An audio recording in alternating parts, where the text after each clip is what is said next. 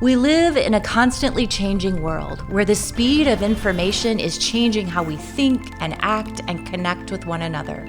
When people in a society lose faith in their institutions, in God, and in each other, the nation collapses. We need help rebuilding trust and tying it all together. Welcome to All That to Say, a podcast exploring the interrelatedness of all things in long-form conversation.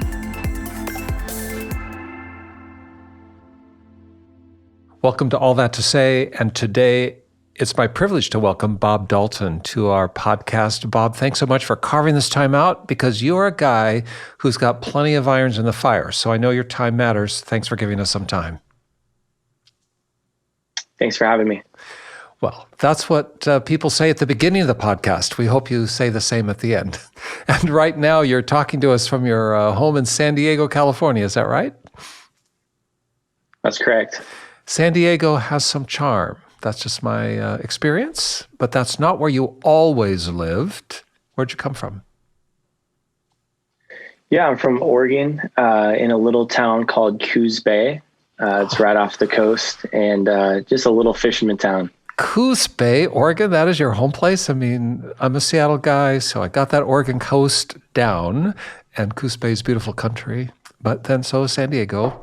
And the reason that we're talking to Bob today on All That to Say is because Bob is a kind of polymath. That's what I'm using the word, polymath. We don't hear that much these days, but a polymath is someone defined as, just like a master of many different disciplines, somebody who excels at correlating knowledge, curating ideas, delivering on multiple fronts. And hey, I'm talking about Bob Dalton here because this guy is a businessman, he is an entrepreneur, he is an activist, he is an author, he is a speaker. You've got your own podcast going. You just can't sit still, it seems to me, because you're looking around your world and it needs some fixing, and you're working it.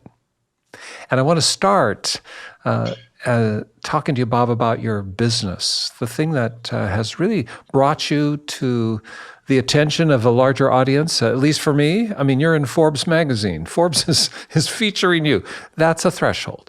And that has to do with your business called Sackcloth and Ashes. Sackcloth and Ashes. It's a company that makes blankets. And that seems pretty straightforward, only it's more than that. Tell me about Sackcloth and Ashes. Yeah, I launched the brand back in 2014. And it was inspired by my mom who lived on the streets for a period of time. Her journey on the streets inspired me to do something about homelessness. I was actually the guy that would drive by people on the street and judge them. And because my mom is the hardest working woman I know, for her to end up in that situation, it completely changed my paradigm of how I understand homelessness. So I started calling homeless shelters in my area to ask what they needed, and they said they needed blankets.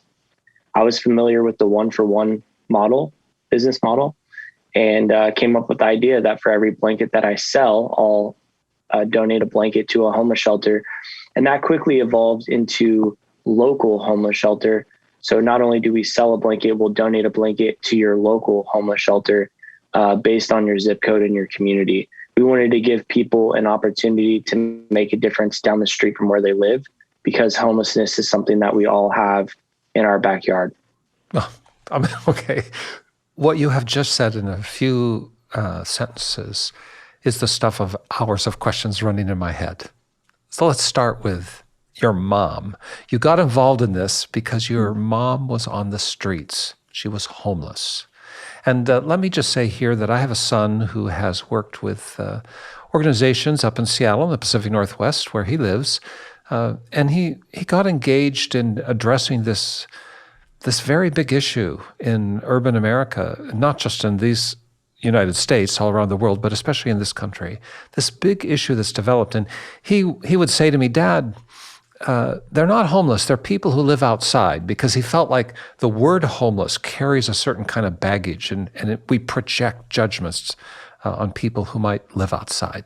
Brings us back to your mom. You're saying, I used to be that guy who projected. Then my mom found herself in a predicament where she did not have a home. Can you tell me about that? How does that happen? Yeah, great question. Yeah, she raised my sister and I by herself, and her support system was her older brother and her mom. And there was a couple year streak where she had lost her mother and her brother. And, when you lose your main support system and the people that you rely on for emotional support, financial support, whatever it is, it's even beyond that. It's your family and the people that you love the most. And so she had lost both of them, and it sent her on a downhill spiral where it was difficult for her to keep things together. And she got into a pretty tough place of addiction and a lifestyle that she wanted to get out of. And she called me up one day and she said, "Bob, I'm going to start my life over and move across the United States. I need a fresh start." And so 2 days later, she called me.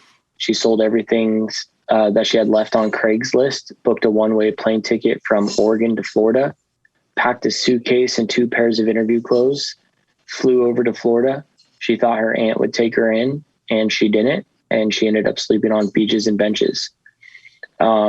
A good friend and mentor of mine who I interviewed recently, Alan Graham, out in Austin, Texas, he has shared with me that the majority of the homeless population is a result of a lack of family structure and community.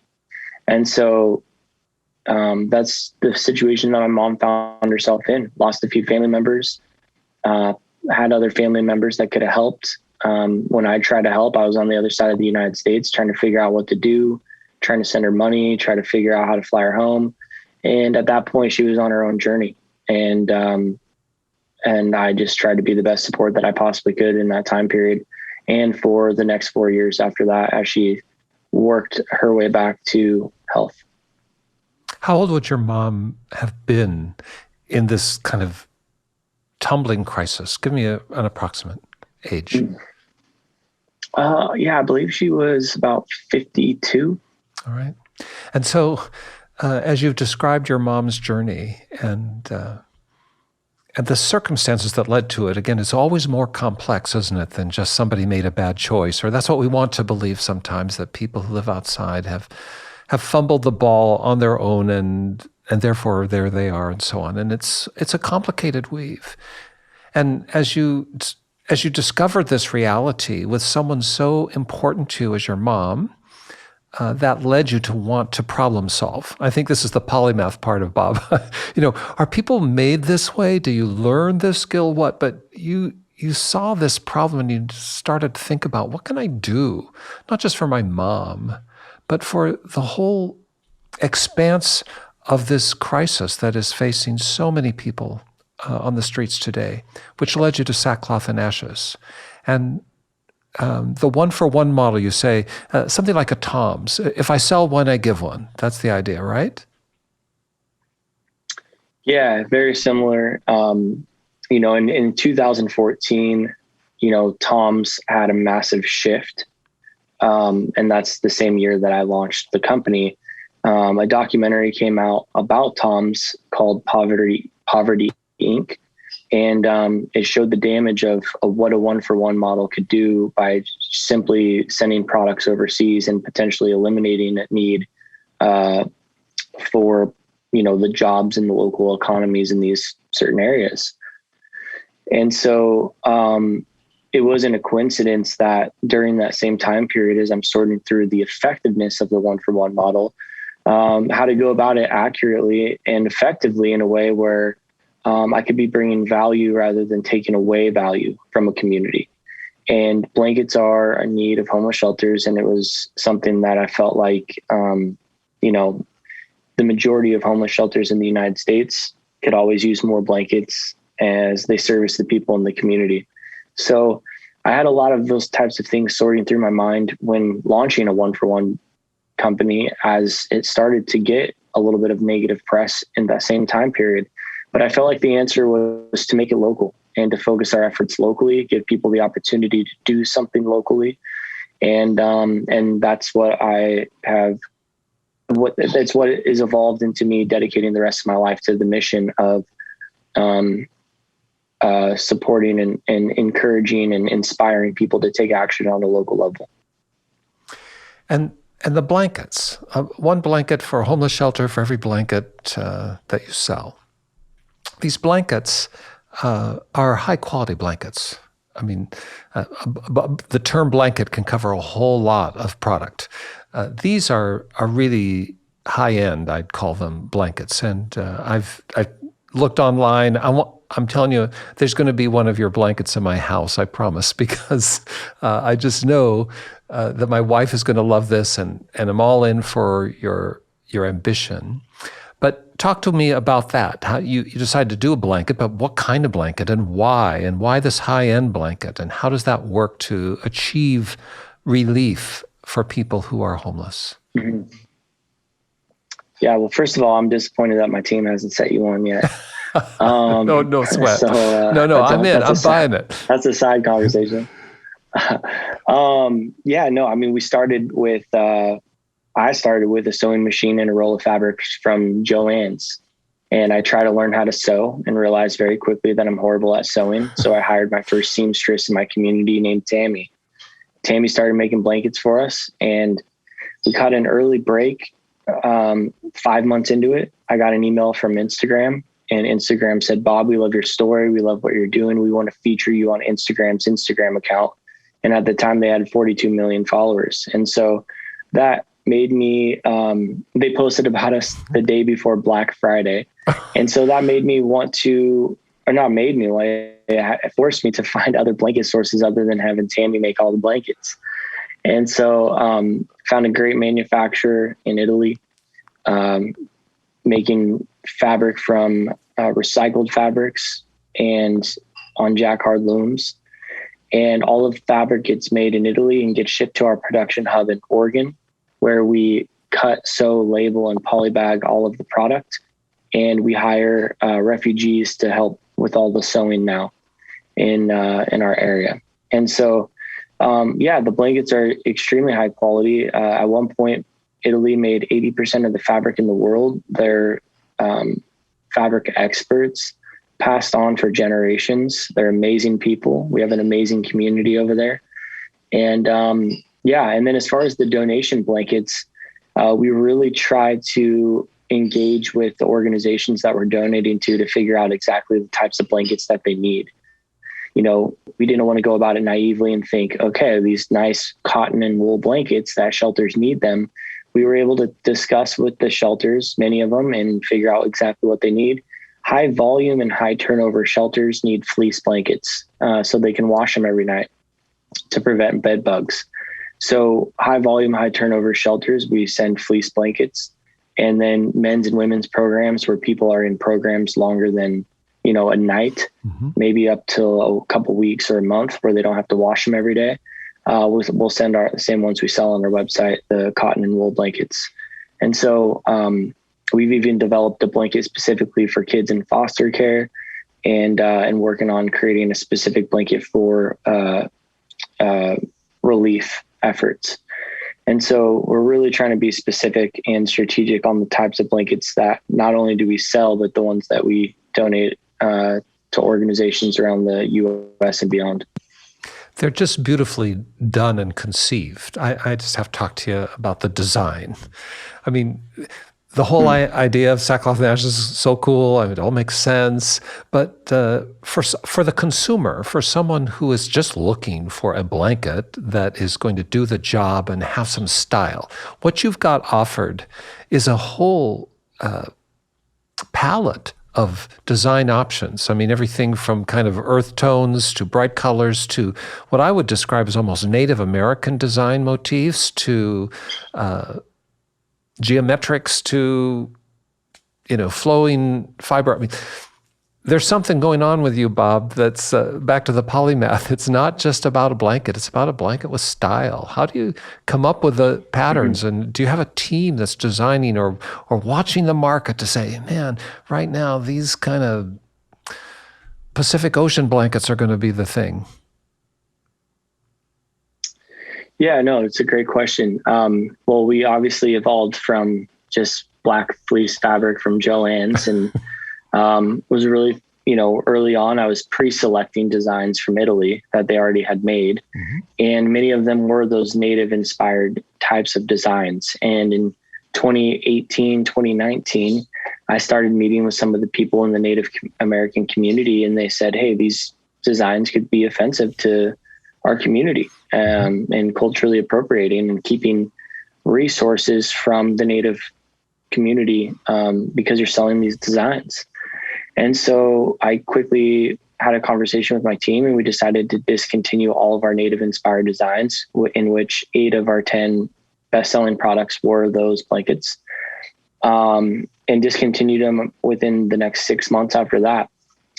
From that point on, it opened up the door for us to collaborate with a few native artists, and they were able to design a few of our collections, in which 100% of the profits from those collections get reinvested back into the native community.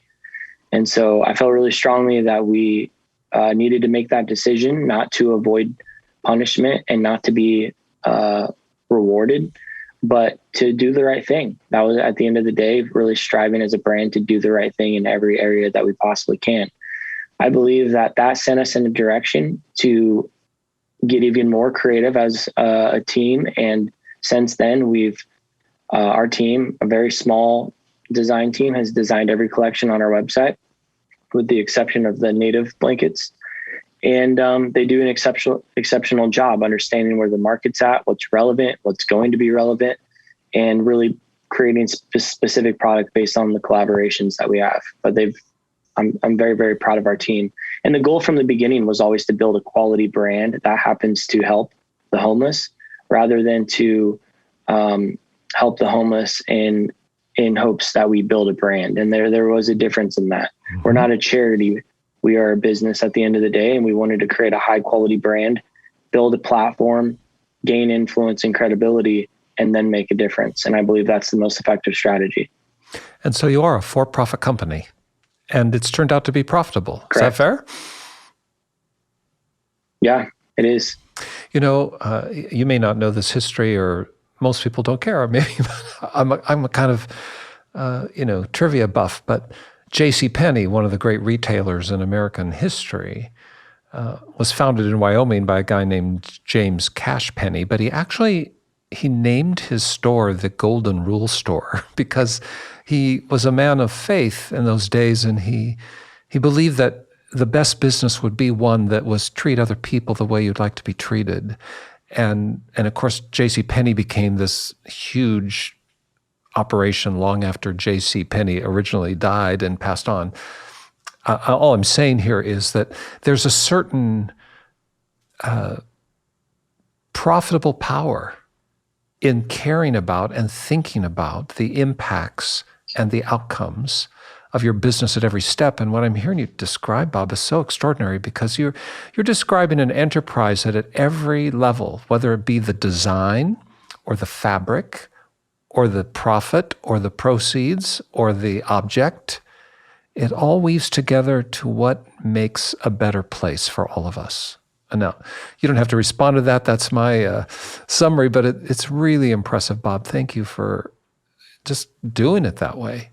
And having said that, the idea is to provide a blanket for everyone you sell, because you had an intersection with this issue of homelessness. You made some calls, found out that's what homeless shelters needed, and that led to an ambition, a goal, not just a few thousand blankets. You got this Blanket the United States. Tell me about that. Yeah, so after launching the company in 2014, we grew the platform to have about, around 1 million people following our brand by 2018. And that's when we decided to launch our first major campaign called Blanket the United States, which is our campaign to donate 1 million blankets to homeless shelters and programs by our 10-year anniversary, which is June 1st, 2024. And, it was just an ambitious goal that I wanted to set for myself and team. And obviously 1 million blankets is, not much different than 700,000 or 1.3 million. It was just a personal goal that I thought, hey, let's try to donate 1 million blankets and partner with companies along the way and allow individuals to participate in something that felt structured and had a story to it. And that opened up the door for us to work with companies. So right out the gate, we partnered with Subaru in Oregon. They bought 2,500 blankets. Every blanket, every car that they sold, they give a blanket as a gift. And we donated 2,500 blankets to shelters in Oregon. Shortly after that, a company bought 5,000, then a company bought 10,000, and then 20,000, and so on and so forth. So now we have partnerships with companies that are giving blankets as gifts to their employees or their customers and making a difference in local communities. So we're partnered with Churchill Mortgage nationwide. They bought 20,000 blankets. Every mortgage they do, they give a blanket as a gift. KB Home, they're an amazing home builder here in the US. Every home they build in the United States, they give a blanket as a gift. So it's creating an opportunity for us to collaborate with companies that want to make a difference on a local level and provide a quality gift to their customers or employees. And that's been a fun expansion of our brand, is being able to partner with these amazing companies and get to participate in a much larger conversation. Obviously, with me, it's not just about the blankets. The blankets are a bridge to a much, much larger conversation. And it's been fortunate to be in the rooms and the circles with these people and be able to be the voice and saying, hey, let's not just make it about the blankets, but let's use our platforms to elevate quality work and solutions here in the United States that's actually doing something to move the needle with homelessness. And that's what I believe is my role in all of this. The name of the company, Sackcloth and Ashes, it's a biblical term. Bob, I'm sure you know that. And, this is not Shakespearean English. This is King James English out of the King James Version of the Bible. Sackcloth and ashes often referenced in the Old Testament, sometimes in the New. A theological premise about the outward declaration of a sense of humility or sorrow or mourning or penitence. There's all kinds of ways that it shows up in the ancient world and in the theological stream that has been captured in the Bible. Tell me, how did that match this company for you? Sackcloth and ashes.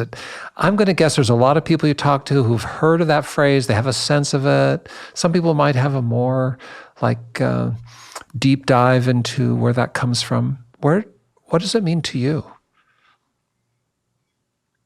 Yeah, coming from my journey of judging people on the street and then trying to change my attitude and mind about the homeless, sackcloth and ashes means mourning and repentance.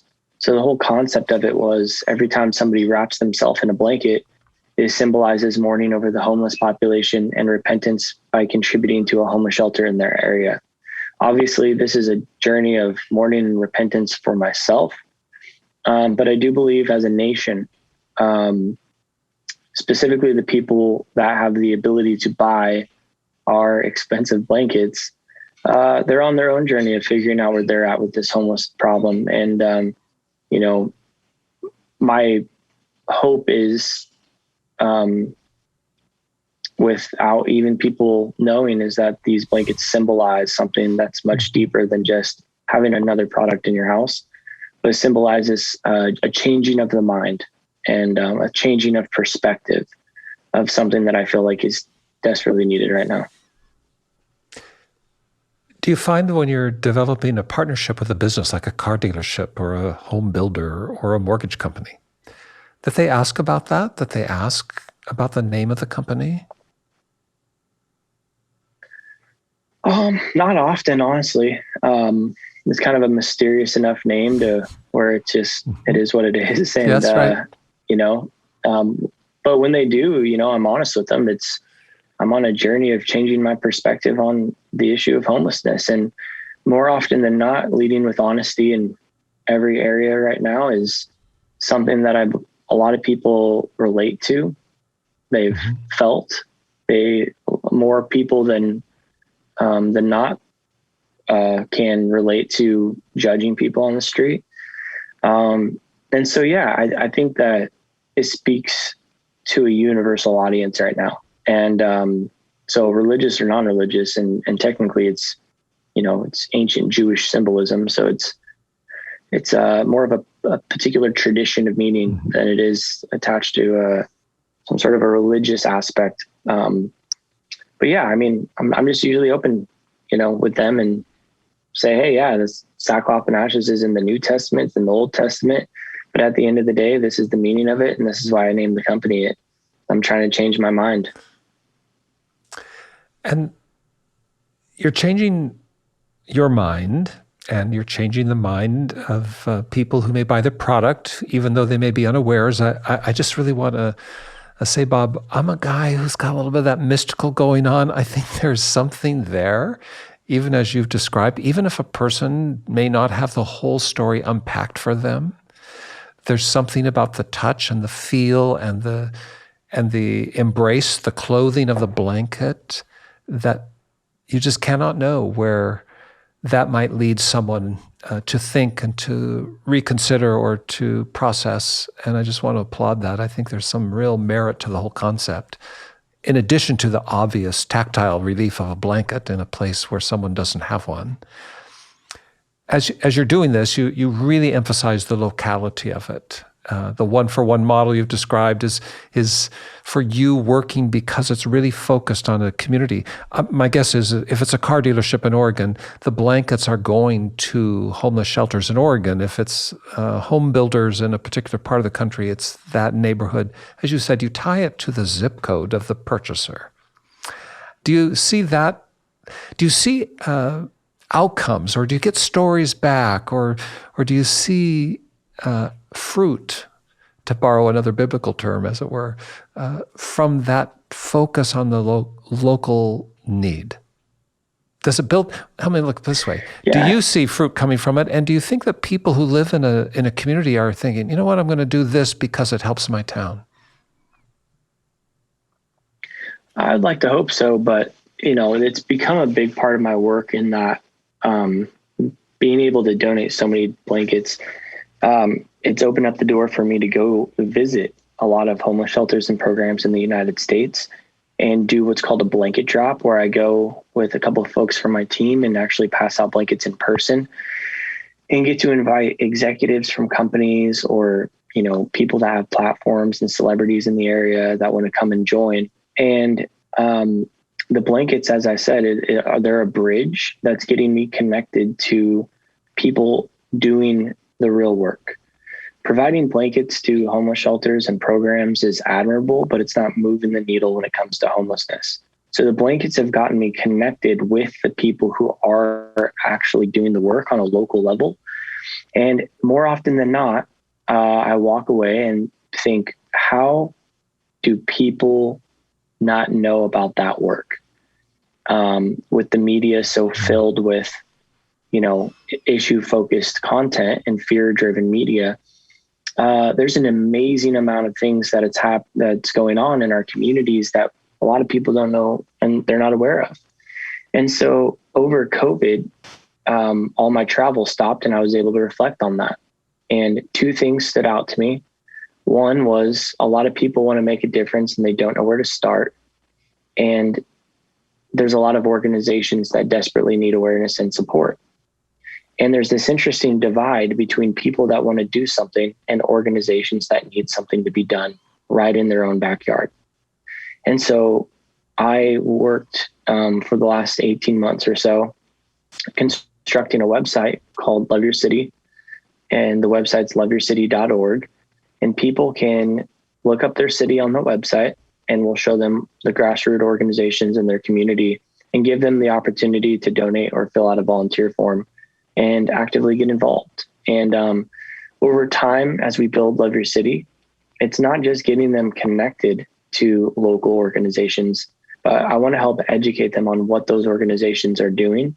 And so we're going to be creating a lot of media and content and curating a lot of content to helping people understand what's going on around them. I use the example of, it's not bad to drink Starbucks. I think Starbucks is great coffee. But if we're not aware of the local coffee shops around us, we might not, have a chance at seeing whose coffee is actually better. And a lot of people drink Starbucks, as the analogy, because they don't know the local coffee shops. And I have to say that after observing a lot of grassroots organizations on the ground and after observing a lot of national institutional nonprofits, It's the grassroots organizations that mostly have the solutions for that particular area in addressing a problem and allowing people to actively get involved in an effective way. And so local is everything. It's the thing I'm going to dedicate the rest of my life to, the rest of my career, the rest of my work. Is the only way to move the needle on society's largest problems is they have to be addressed on a local level, and they have to be highlighting and elevating and supporting solutions. I'm so glad you segued into Love Your City, because it is another whole piece of the Bob Dalton pie that's fascinating. I've got it up right now on my laptop, the website, which describes the ambition of How You Love Your City. And it says, we envision a future where every person contributes to their local community. That if all of us were vested in our local community, that would make the difference. And then you've got this statement as a mission: we connect people to local grassroots nonprofits and enable them to donate, volunteer, and advocate. And then when you go down one more place, you can connect and contact, and you can type in your city and it comes up. I typed in my place. I'm in a place called Anderson, Indiana, and it's on the northeast side of the Indianapolis metro. And so when I typed in Anderson, Indiana, it didn't come up to Anderson because we're, I don't tell my neighbors I said this. It's more and more a suburb of Indianapolis. They'd like to say that it's not so much, but that's what's happening. But what came up immediately was, we're trying to connect to Anderson, but here are places close to you, and Indianapolis and Fort Wayne and Cincinnati came up. Well, anyway, I put in Indianapolis, and actually what you have in Indianapolis is you have things in my town, including the Christian Center, which is a homeless shelter in Anderson, Indiana, and it came up under the Indianapolis Metro. And that led me to the Christian Center. I'm just demonstrating, Bob, it works. Just a newbie like me quickly navigated to my town. And that's not the only place in my town in your catalog. There was a whole group of things. Now, I live here. I pay attention. I know about them. I'm just suggesting that everything I saw was so credible and spot on. What a great tool. But that leads me to, how do you do that? How do you screen? How do you scrub? Can anybody get on your page? How do you know that it's legit? How do you operate something like that? Yeah. Well, during COVID, there's 5 roles in my company, Sackcloth Ashes, that I was going to furlough. And because their roles no longer became valid with the lack of travel. And instead of furloughing them, I said, would you guys be interested in helping me build one of the most well-curated, robust databases in the United States for nonprofits, specifically in humanitarian categories of seniors, veterans, homeless, food, and youth. And so they did. And the other thing that really stood out to me about the database aspect was, during COVID, I called a lot of leaders I was connected to and just said, hey, I know, I have a minimal platform, but if there's any way that I can help and support you during this time, please let me know. And I got a call from the CEO of Cost Plus World Market, and he said, we're going to be shutting down all of our World Market locations temporarily. Can you send me your database of homeless shelters? We're going to mobilize all of the food in World Market to women and children's programs. So within 48 hours, we got them our database of homeless shelters that we had for Sackcloth, and they mobilized all the food in World Market across the country. And that showed me the power of having a database. And so I started to work with my team, and we built the database from the ground up. We launched loveyourcity.org in 100 cities and over 4,000 organizations. And that's going to continue to build and grow and become more and more defined and redefined as we get larger and as my team grows. And eventually we're going to find creative ways to certify nonprofits as well in certain areas so that people know exactly where their money's going, who they can trust, and what organizations are good stewards of these resources. We need a higher level of accountability in the United States with nonprofits. And not because I'm trying to throw shade or call anyone out, but to gain more trust with people who want to help and people who want to give and support. We need that accountability bar to rise, because the only accountability right now is the government, which is little to none, and there's a lot of red tape. And so it's a long-term vision here, but I really want to, work on building bridges and getting individuals involved. It's really important to me, and keeping resources local. That's another big thing. I think it's going to be, that's a huge, huge part of this whole thing. Where did you come from, Bob? I mean, I'm just thinking, how did you get wired?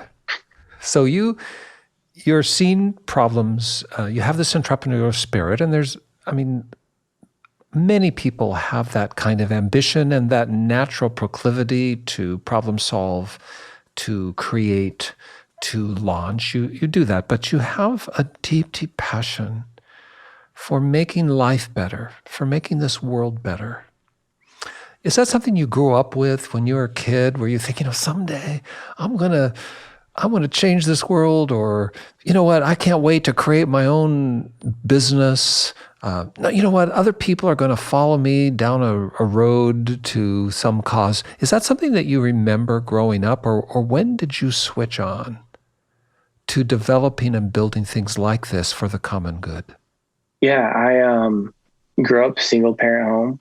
Mom was waitressing most of her days to pay the bills, and myself and my little sister, 8 years younger than me, grew up in a little poor area of the community, and so I had no father figure and not a lot of male figures that I looked up to. And then my sophomore year in high school, I had a gentleman named Todd Tardy came into my life.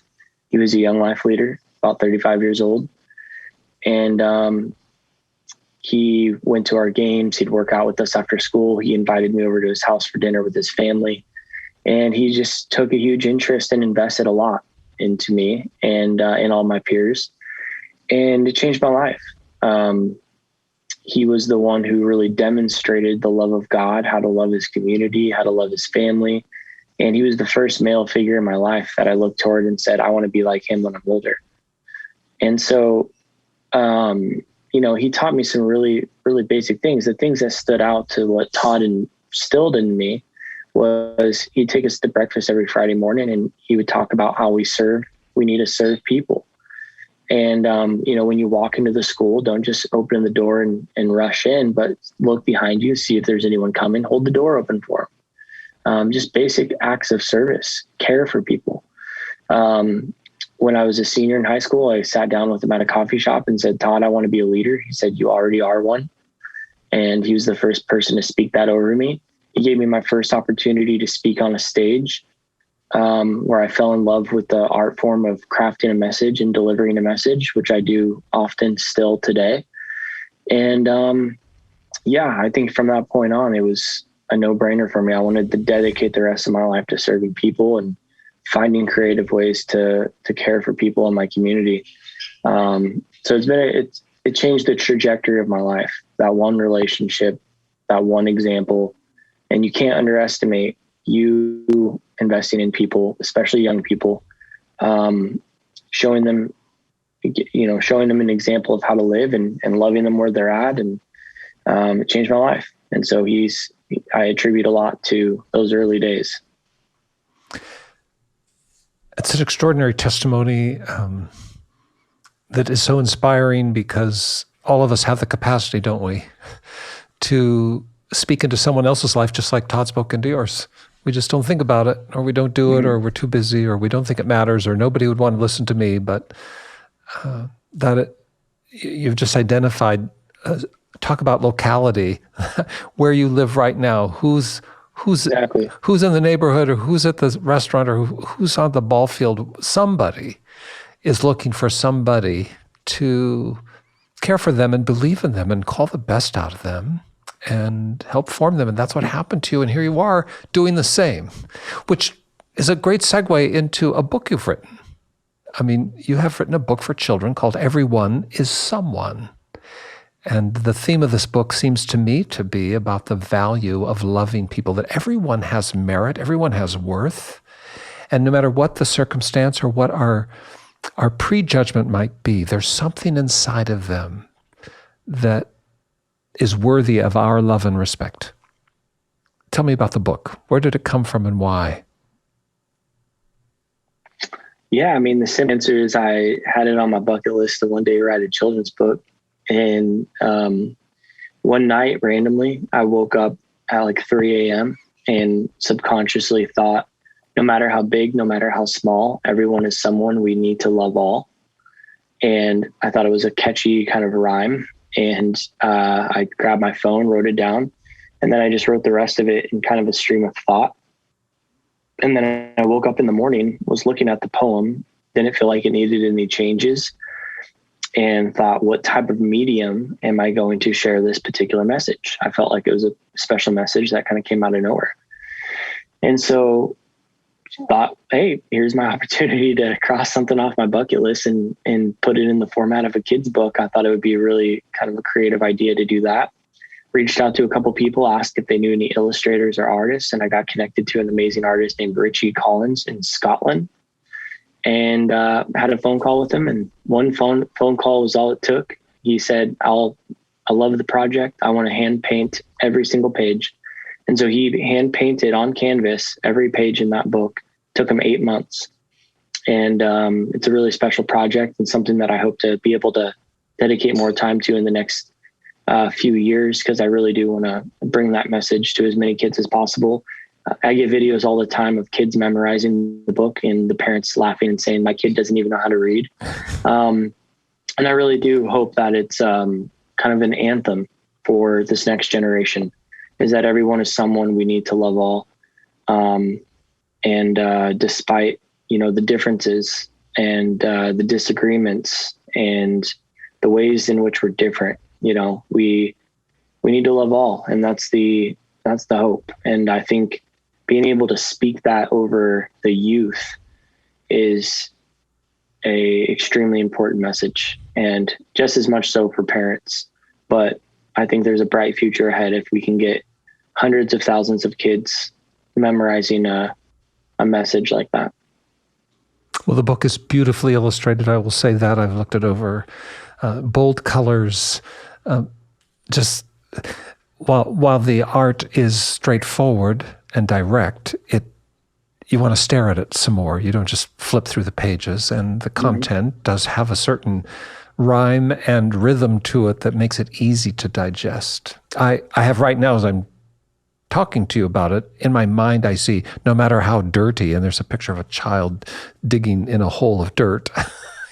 Everyone needs to be loved. And it's just so vivid that it portrays people in all different kinds of circumstances, and yet how everyone is created with that unique and wonderful capacity to be human and to be loved and to love back. Now, you talked about bucket lists, Bob. How many things are in that bucket? Have you got some new bucket lists? What's coming next? Are you going to help us solve the Ukrainian war, or maybe the gun issues? What's going on in your head? What do you think?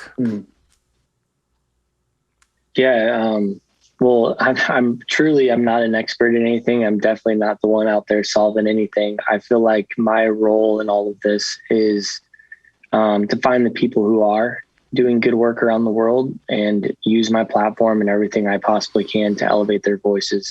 I think the most powerful voices right now that we need to hear from is the grassroots leaders in their communities that are doing the real work. And so this last couple of weeks, I launched Love Your City podcast, where I'm hitting the road. I travel every week. I go to where these leaders, grassroots leaders, are at, and I interview them.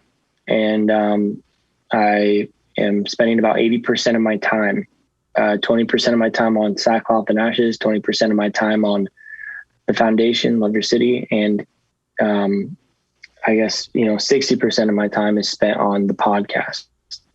And I'm interviewing the best of the best solutionists in the United States. The government needs to hear from these people. business leaders need to hear from these people. Community members need to hear from these people. I think it is the most important voice that we can hear from right now is grassroots leaders in the United States. And I'm going to do everything I possibly can to make that happen. That's all I'm focused on right now. And I have a long-term vision for it. And whether it evolves into something bigger, I'm going to let it take its course, but it has my full attention. And it's what I'm banking on personally. It's what I'm betting on as the most effective strategy that I personally can do to help move the needle, move things along. So I'm honed in on it. I'm laser focused, and I'm in it for the long run. This is what my work is going to be when I look back on my life. Can you share with us an illustration, somebody you've met at the grassroots that you think people need to hear this person's voice? Yeah, absolutely. I've pre-recorded 8 episodes already. And the one that stands out the most to me is the one right here in my own backyard. His name's Jordan Burdine. Started Humanity Showers. And he's providing, he has a mobile shower that he's providing showers to almost every single person living on the streets in North County, San Diego. I believe he has 5 shower trailers now, over 100 volunteers. He's the only money that he gives out are to the homeless who are helping him run the showers. It's 100% ran by the homeless community. He's servicing more people than some of the largest homeless shelters in the United States. And he's doing all of this on a $2,500 a month budget. It is a case study to where he only needs $2,500 a month to service almost every single person in our community that's living on the streets, where you have tens, 20 millions of dollars being poured into institutional nonprofits and servicing less people than him. So I believe that what I've learned from him is you don't need a lot to do a lot. And sometimes the most effective work in our communities costs the least. And we need to pay attention to that. It's really, really important as a society that we pay attention to that, because I don't think we need a lot of money to solve these problems. We need better solutions, and we need to hear from these people who are creating them. How's your mom? You told us her story. Has she landed in a better place, or what would you say? Yeah, after 4 years of kind of going through a whirlwind, I moved her back to Oregon, where I was living at the time. And I was doing a blanket drop at a women's program called Shepherd's Door in Portland, Oregon. And, doing my normal thing, telling the story and passing out blankets to the women in the program. And they said, "Where's your mom now?" I said, "I just moved her back to Oregon, and she's going through kind of this difficult time in life and struggling with some addiction and, living with a friend." And they said, "Well, hey, we got 38 out of 40 slots filled in this program. Can you get her here for an interview?" And I said, "I'll try." If you know or have dealt with anybody with addiction, it's I'll try. You don't make that decision for them. They need to make it themselves. So I drove her over to the house she was staying at. I opened up my car door and I said, "Mom, you have an opportunity to change your life, and this might be the last shot that you have. But I need you to know, if you don't get in my car, I will 100% support you." And she got in my car, and I took her to the program. She got accepted the next day, because the first day she came in, she blew enough to not be accepted. And then the next day she got in and she got sober.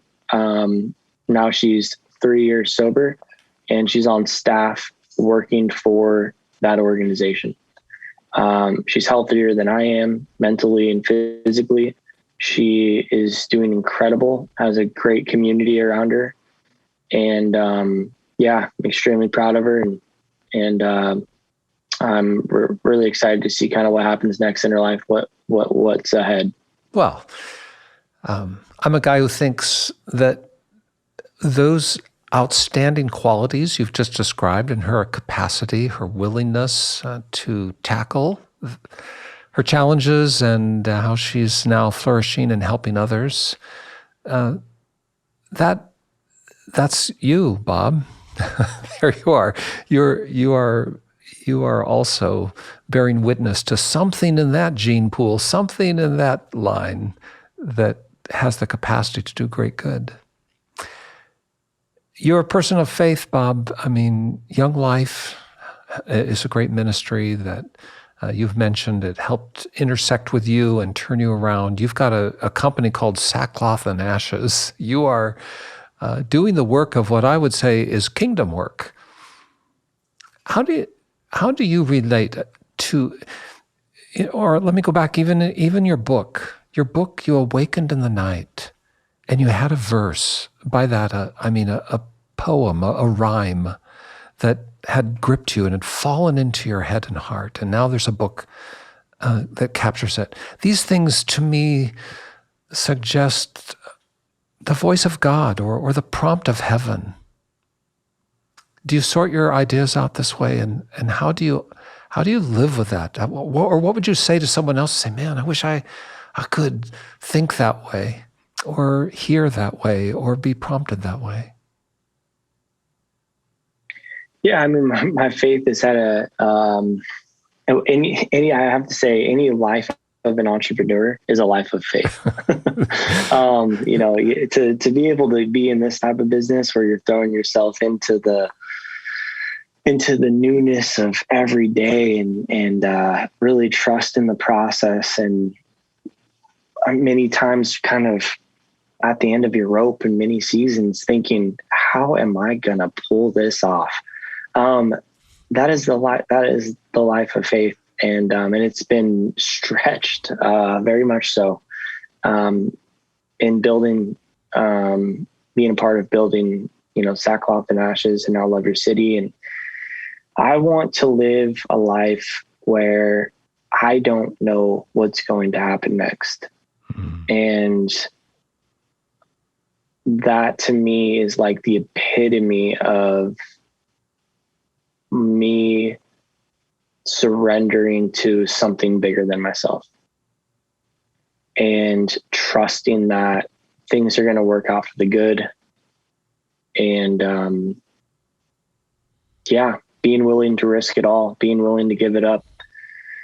And, to use an analogy of like, the Abraham, Isaac story, where Abraham gets asked to,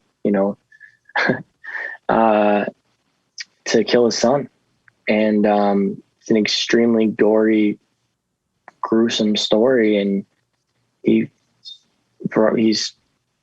willing to do it and gets to the top of the mountain. And just before he does, God provides a ram in the thicket. And I can't tell you how many times that's happened to me. And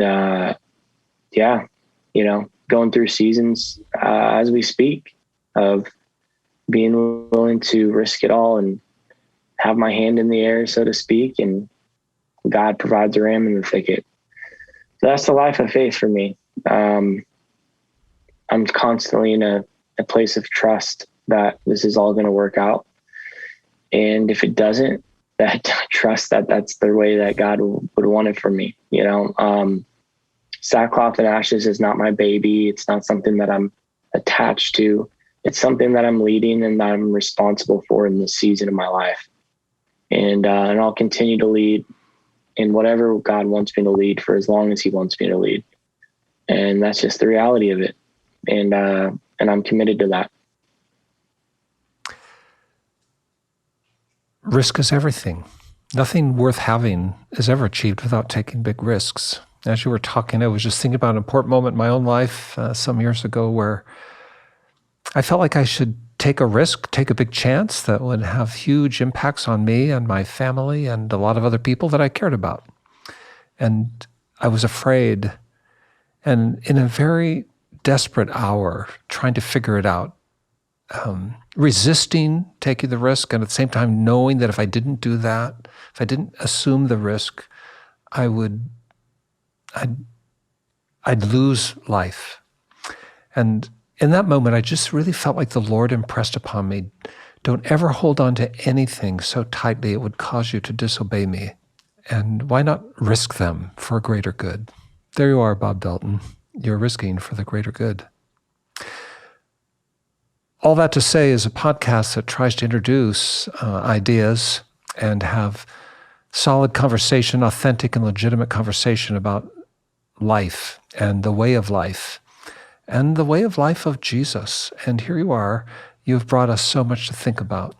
If any of our audience today wanted to learn more, there is loveyourcity.org, right? Straight up, just go to loveyourcity.org and you can find places in your community where you can invest, where you could take some risks, where you can get involved. You can go to sackclothandashes.org, right? And Sackcloth and Ashes, just Google it up and you'll see this amazing collection of blankets. And then understand when you're looking at that a little bit about the backstory and how your purchase of that blanket, which is something that's going to work for you in your house, is also going to help someone else maybe find a house someday. Oh, and by the way, if you go to Sackcloth and Ashes, you can also see, I saw it on there. I could order a copy up of Everyone is Someone. And the book's available there too. And then there's that podcast. What's the podcast called? Love Your City Podcast. Love Your City Podcast. That's pretty straightforward. All right. Now, Bob Dalton, after all this time, thank you for your time and thank you for your energy and just thoughtfulness. What would you say to someone? This whole conversation started back with your mom.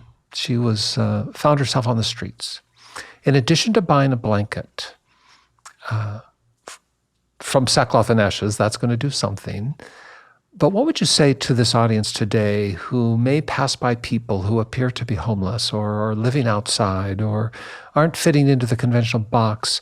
What would you say to us about that whole issue and what we might do about it or how we should think about it? Yeah, the very least common denominator, just look people in the eyes, acknowledge them as human beings. Those people are someone's mother or father or sister or brother. These are real people with real stories. They've gone through very difficult circumstances, and so will you. We all go through difficult circumstances. That's the reality. It's important to know that these are not homeless people. They are people who are homeless, and we live in a very label-based society. And I think that, anytime that you can look people in the eye, acknowledge them as a human being, smile. Most of the time I don't have anything to give people on the street, when I'm driving by. But I look them in the eyes and I nod my head and I acknowledge them. And that's a start, seeing people as people. And then, on a practical level, I'll just say real quick that, to find whatever your life's purpose is, you need to answer two questions. One is, what brings you joy? That's the question of, what's the craft you love to do? What wakes you up in the morning? And many people figure that out in their lives and they're still not fulfilled. A lot of successful people who are doing what they love, doing the craft that they're good at, are not fulfilled. The second question is, what is the injustice that you absolutely hate?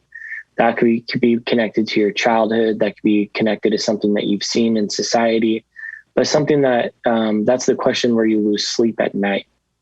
And when you can do what brings you joy to bring relief to the injustice that you hate, that's when you've found your purpose. And so I'm always encouraging people, don't just find out what you love, what you're good at, how to make money, but figure out what moves you, what injustice you hate, and do something about it. Find a creative way to do something about it. And you'll start to see that you're going to be living more and more into the reality of why you're actually here. All that to say, Bob Dalton is changing the world, for heaven's sake. That's what I'd say. So glad to see you, Bob. Thanks again for your time today. And may the Lord bless and prosper your every step for the good you do. Thank you so much, Jim. You're welcome. Talk to you soon. For more information, visit allthattosay.org. Thank you for joining the conversation. Don't forget to like and subscribe.